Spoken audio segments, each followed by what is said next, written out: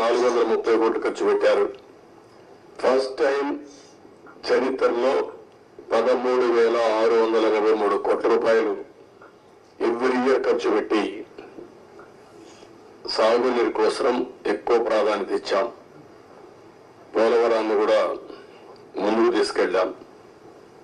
ఈరోజు ఈ పరిస్థితిలో మీరు కూడా అధ్యయనం చేయండి, డేటా అంతా మీకు కూడా ఇస్తాను. ఇందులో రహస్యాలు ఏమీ లేవు. అలాంటివన్నీ స్టడీ చేసి మనం ఏం చేయాలో చేయడం, దీన్ని కంప్లీట్ చేసుకోవాలి.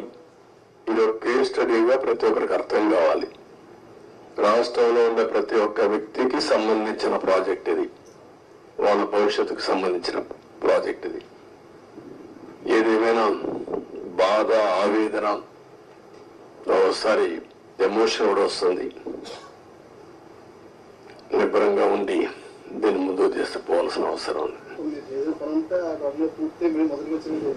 మొదటి కావాలా, రివర్స్కి వచ్చేది.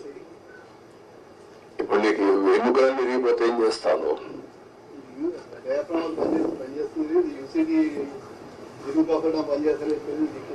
అది లేదు, అప్పర్ కాఫర్ డ్యామ్ లేదు, లోయర్ కాఫర్ డ్యామ్ లేదు, గైడ్ బండ్ ప్లస్ గ్యాప్ 1 సగం కొట్టుకొని వెళ్ళిపోయింది.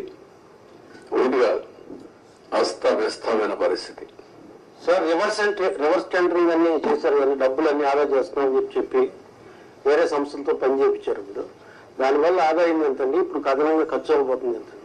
నేను ఏమంటానంటే ప్రాజెక్టు కొట్టుకొని మేడం రివర్స్ టెండరింగ్ మీరు అర్థం చేసుకోవాలా.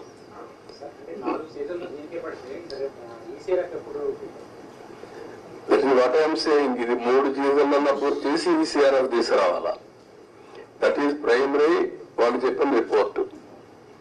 దాన్ని నేను ఇంకా అధ్యయనం చేయాల్సిన అవసరం ఉంది. ప్రాథమికంగా వాళ్ళు ఇచ్చినటువంటి రిపోర్ట్లు ఇచ్చిన డేటా నేను చెప్పాను.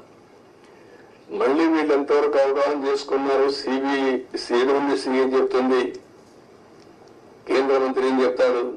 మళ్ళీ ఈ సమస్యలన్నీ పెట్టారు. వాళ్ళు ఎప్పుడు రిపోర్ట్లు ఇస్తారు?